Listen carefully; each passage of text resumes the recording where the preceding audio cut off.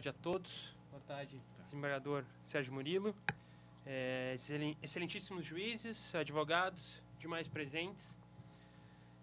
Antes de mais nada, eu quero agradecer o convite do professor Dalegrave, professor Rodrigo, para poder falar algumas coisas aqui sobre protagonismo judicial, principalmente aqui na Justiça do Trabalho. Até peço desculpas também por um certo nervosismo, porque eu sou servidor aqui e conversei já há tempo, sou servidor do trabalho com o Dr. Paulo Ricardo Pozzolo e pedi licença para fazer certas provocações acerca do protagonismo judicial, ao que ele me atendeu de logo e falou: fique à vontade, não terá nenhuma represália. Como os palestrantes que me antecederam, o novo CPC altera uma série de sistematicidades no processo. Dentre elas, como mencionou o professor Dalegrave, a inquirição das testemunhas, que o novo CPC fala que vai ser a inquirição direta. Isso já tinha acontecido em 2008 no Código de Processo Penal. A CLT, por sua vez, no artigo 820, mantém o rito de inquirição indireta, ou seja, os advogados fazem a pergunta ao magistrado, que, a seu modo, as refaz para as testemunhas.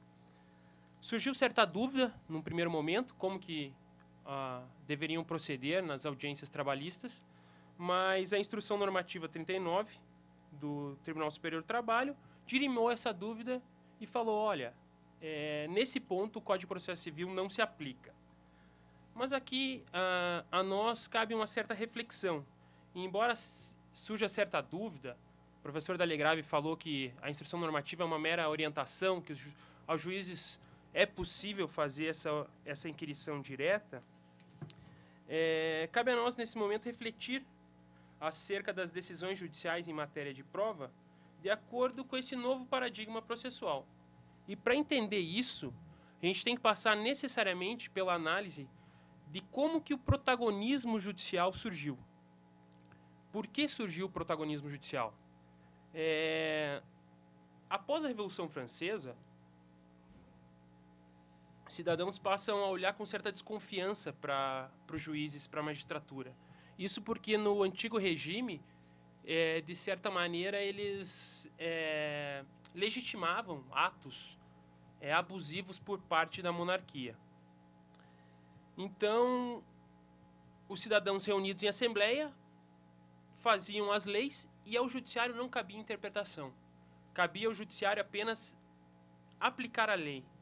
Inclusive, se houvesse alguma dúvida sobre o sentido de alguma palavra, caberia ao judiciário enviar a dúvida para o legislativo, que dirimiria a dúvida acerca de qual o sentido da palavra. É aí que surge a expressão juiz boca da lei. Ele só pode reproduzir, não pode interpretar. O legislativo, portanto, tem protagonismo. Em seguida, ao final do século XIX, início do século XX, há uma primeira alteração no polo de tensão das decisões dentro da sociedade. Imbuído em ideologias socialistas, surge uma série de constituições sociais com direitos coletivos, como é o caso da mexicana, de 1917, a Constituição de Weimar, de 1919. Então, o legislativo deixa de ter preponderância e o executivo agora vai surgir como grande implementador desses direitos novos que estavam sendo constitucionalizados. Não basta mais um Estado liberal. Urgia a necessidade de um Estado ativo, implementando aquilo que havia sido prometido. Mesmo assim, com tais constituições, um Estado mais forte, nós presenciamos duas grandes guerras, atrocidades gigantescas.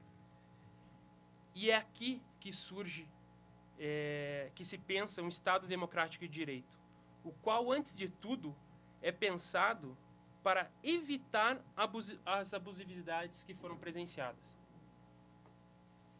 Nós tínhamos que criar mecanismos de previsão para evitar que eventuais maiorias ou algum governante cometesse uma série de atrocidades. é nessa quadra da história que o Poder Judiciário vai ganhar protagonismo.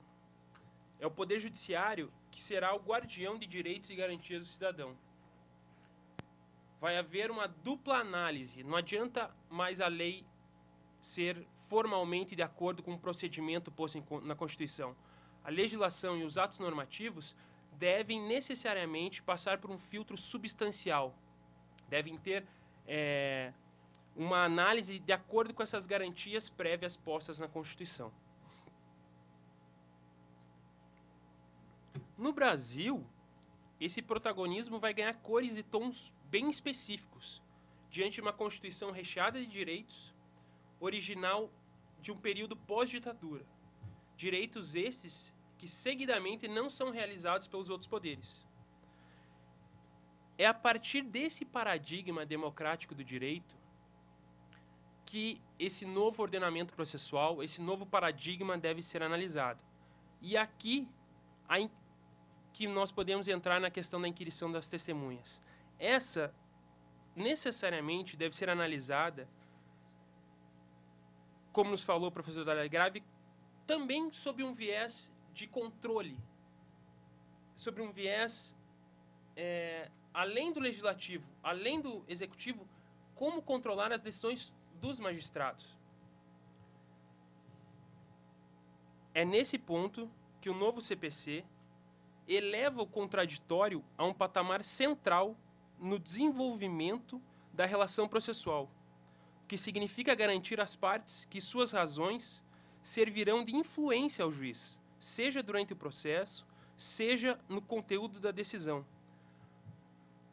Desse modo, a inquirição indireta das testemunhas, com devido respeito aos que entendem de forma contrária, foge, em alguns casos, desse dever de controle das decisões judiciais, porque não percebe os casos de discricionariedade, mesmo involuntários. A questão do magistrado, mesmo involuntariamente, não perceber que, de alguma forma, está colocando as suas questões morais, suas questões extrajurídicas naquela realização, naquela apreciação do caso. O Instituto das Reperguntas, muitas vezes, não leva em conta que a verdade processual não se encaixa com o mundo dos fatos, sendo impossível seu alcance direto. O magistrado jamais vai conseguir voltar ao passado e presenciar o que aconteceu. O seu contato com o caso sempre vai ser a partir de um discurso das partes, um discurso das testemunhas, e essas partes e essas testemunhas também têm a sua discricionariedade. Da mesma maneira, o magistrado, quando promove reperguntas, não desconfia do seu inconsciente, acreditando que possui uma racionalidade onipresente que é capaz de descobrir todas as falsidades.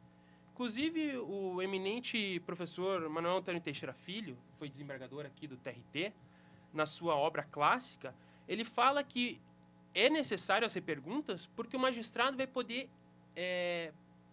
analisar se a testemunha está mentindo ou não somente através de um olhar, de um gesto, o que data vênia, obviamente, do grande processualista paranaense.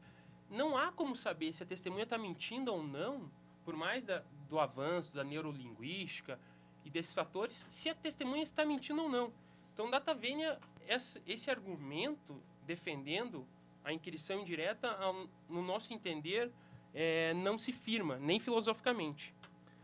Outro doutrinador, Rui Portanova, que é expoente do direito alternativo, ele é desembargador no TJ do Rio Grande do Sul, em uma das suas obras ele afirma a seguinte maneira: depois de tantos anos, os juízes aprendem como moldar seus sentimentos aos fatos trazidos nos autos e ao ordenamento jurídico em vigor.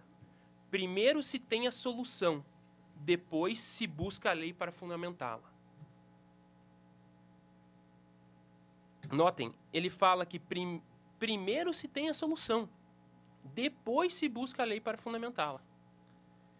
Essa pequena passagem demonstra que no momento da inquirição indireta, o magistrado, sem se dar conta, pode decidir previamente e, com isso, fazer as reperguntas ao modo a justificar o que ele já decidiu previamente. Como diz o Lênin Streck, aqui citado pelo professor Dalegrave, a doutora Lorena, acredito que não concorda muito com o professor, ele faz uma metáfora sobre isso. É como se o magistrado primeiro atravessasse o abismo para depois construir a ponte. Ele não se deixa levar por todos os dizeres do processo. Ele, de alguma maneira, inconscientemente, pode criar uma solução e, a partir daí, buscar provas para justificar essa decisão, como disse o desembargador Rui Portanova. Com devido respeito, um Estado democrático de direito, esse do paradigma, que pensa em tentar barrar certas discricionariedades, e que o Poder Judiciário tem relevância para conter esses arbítrios, não se pode, na produção das provas, depender da consciência de apenas um sujeito. Importante frisar, nesse momento, que nesse novo paradigma processual, o destinatário final da prova é o processo e não mais o juiz. Eu acho que isso é uma das maiores contribuições desse novo paradigma processual, que antes pensava muito na questão da jurisdição, a instrumentalidade do processo, que também comentou o professor Dalegrave, de alguma maneira serviu em determinado momento, em uma época que o Brasil vivia uma ditadura, mas hoje, com o Estado democrático de direito, o processo como instrumentalidade não se sustenta mais. O julgador tem que entender que, obviamente, com devido respeito, ele também deve desconfiar das verdades que ele encontra previamente. O processo hoje vai servir para fazer com que o magistrado se surpreenda. Ele deixe com que as partes falem a sua versão para, posteriormente, de forma imparcial, proferir a sentença e a decisão final. E, para finalizar, eu gostaria de ler um trecho do poema do Guardador de Rebanhos, do Fernando Pessoa. Ele fala: eis o que meus sentidos aprendera sozinho. As coisas não têm significação, têm existência. As coisas são o único sentido oculto das coisas. Muito obrigado.